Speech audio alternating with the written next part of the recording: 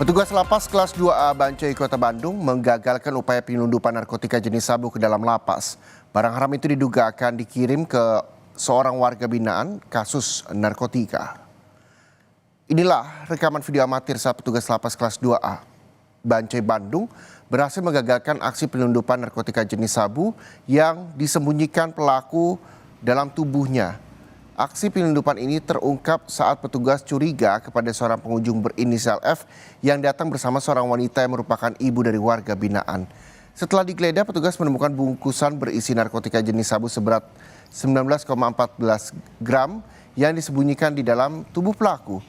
Pihak lapas telah berkoordinasi dengan BNN Jawa Barat untuk melakukan penyelidikan lebih lanjut. Jadi yang membawa itu satu orang laki-laki, inisialnya F, kemudian akan berkunjung ke warga binaan kasus narkotika. Kemudian kita amankan di sini seberat 19,14 gram narkotika diduga jenis sabu. Tetapi tadi membersamai dengan ibu kandungnya, jadi sebagai kerabat dekatnya. Nah itu ibunya juga sedang diperiksa juga dengan yang bersangkutan, dikhawatirkan memang ibunya juga diduga mengetahui mungkin.